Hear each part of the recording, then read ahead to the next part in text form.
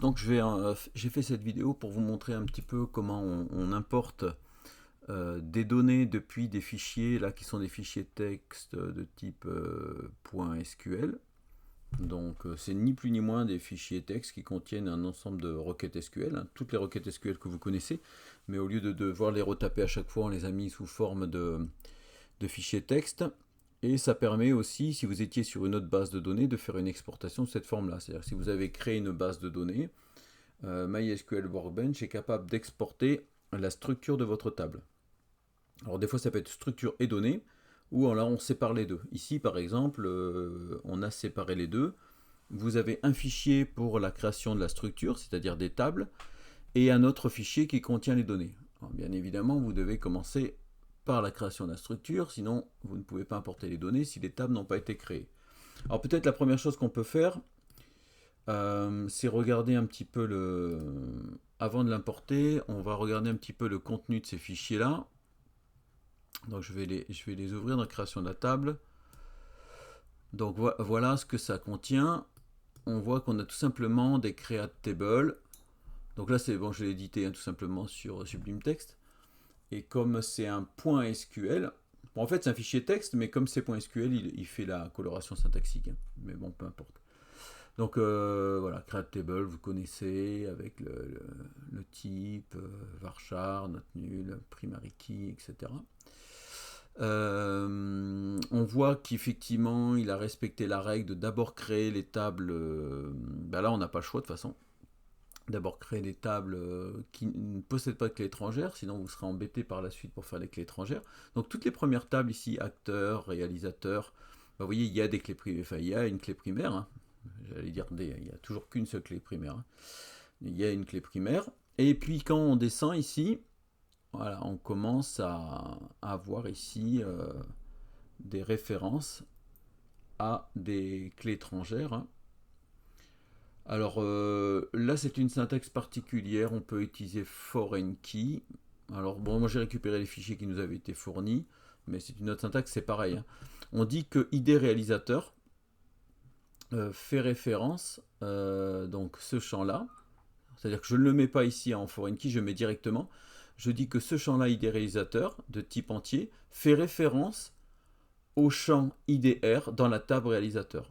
Donc c'est pareil, en fait, ça crée la clé étrangère. Mais si vous préférez utiliser foreign key comme vous l'avez appris, c'est pareil, hein, ça fonctionne aussi, hein, c'est la même chose. Puis vous voyez ici, ID genre, pareil. ID genre, je dis que c'est un champ de type entier qui fait référence au champ IDG qui se trouve dans la table genre. Donc bien sûr les tables qui sont ici au-dessus.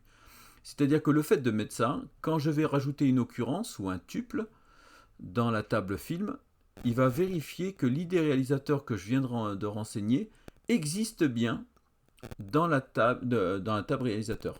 Donc ici, je ne parle pas du nom de réalisateur, mais uniquement de l'ID, du numéro, puisque c'est ce qui identifie. Donc on voit bien qu'on a les clés étrangères et les champs. Du côté des données, c'est tout simplement des inserts. Hein. Voilà, des insert value. Voilà, donc ça c'est si j'édite le fichier avec un éditeur de texte, mais c'est juste pour voir le contenu, je vous conseille quand même de le faire, c'est toujours intéressant avant de faire l'importation. Si maintenant je veux l'exporter sur MySQL Workbench, donc vous avez deux onglets, là c'est tout ce qui est administration, on verra ça plus tard. Il y a plein de choses à apprendre sur MySQL Workbench, c'est un outil très puissant. Professionnel, mais non, ce qui nous intéresse ici, donc c'est Schema, donc c'est-à-dire c'est les bases de données.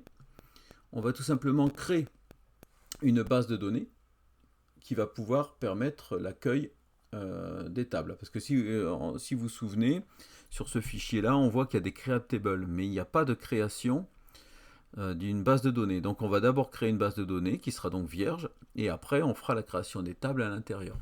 Donc je vais créer, pour faire ça, il y a un petit onglet ici. Donc je clique là-dessus, créer a new schema. Donc voilà, je lui donne un nom, donc on l'appelle par exemple donc TP2, bloc 2, révision, hein, peu importe. Ici c'est l'encodage des caractères, vous laissez tout par défaut, hein, sinon vous prenez UTF-8, mais par défaut ça va bien.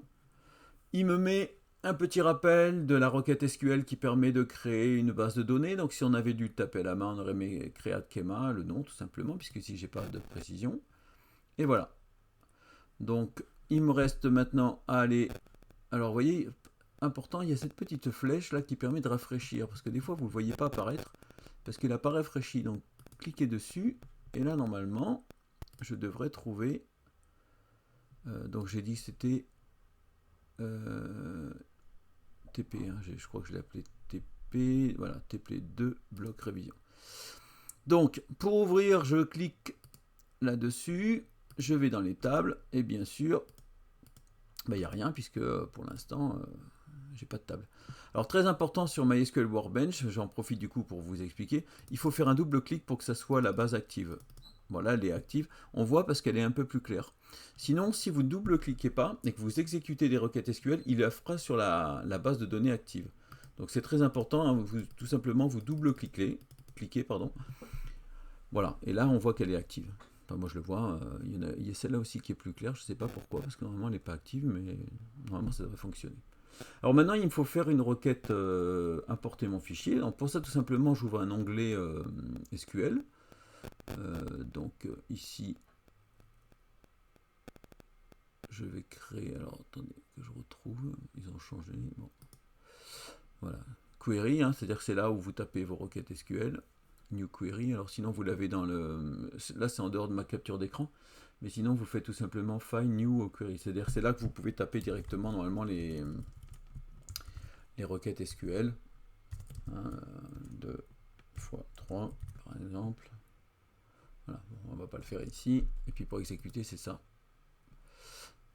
Pour exécuter, c'est le petit éclair. Donc vous voyez, je vous l'avais dit, hein, les select c'est pour afficher. Hein, donc 2 fois 3, il me fait bien 6. Bon, ici, c'est pas le but du jeu. Ici, le but du jeu, c'est de créer des tables. Donc tout simplement, je clique ici sur le petit icône qui représente les dossiers. Ça me dit, ça me permet d'aller chercher un fichier. Là, ça me permettrait de sauvegarder ce que je viens de taper. Donc je vais aller chercher. Je prends donc la création tout simplement des tables. Je fais open.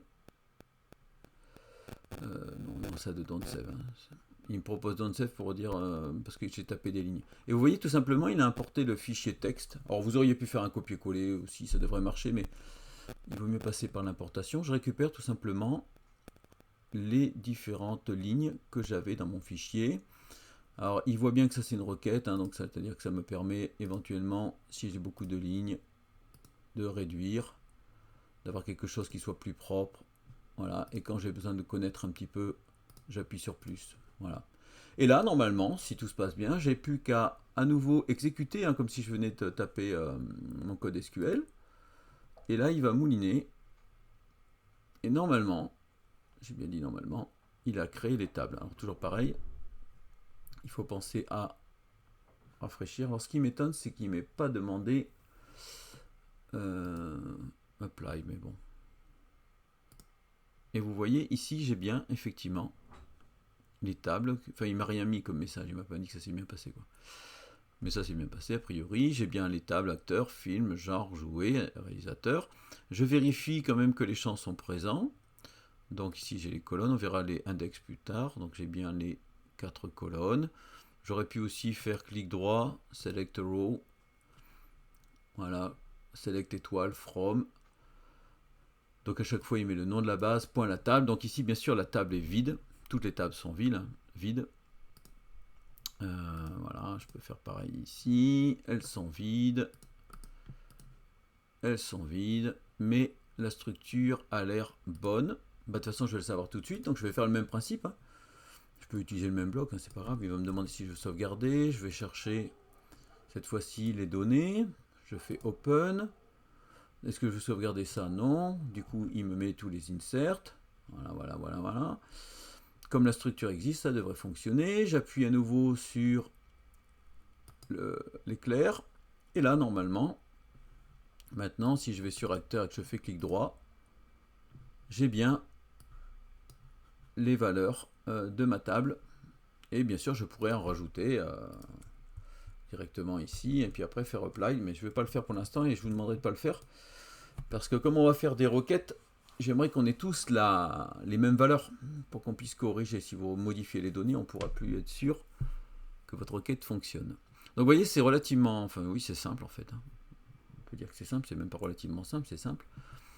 Et en 2 clics, on a comme ça une base de données avec des tables, et ça permet de gagner du temps. Donc je vous le fais faire la dernière fois, et vous continuerez sur l'autre TP des pompiers, parce que je pense que c'est important de le faire pour manipuler un petit peu aussi la structure. Mais une fois qu'on connaît la structure, on ne va pas réinventer la roue, on utilise des automatismes. Voilà, je vous remercie pour votre attention, et puis de toute façon, je vous expliquerai l'ensemble des manipulations, si c'est nécessaire, en cours.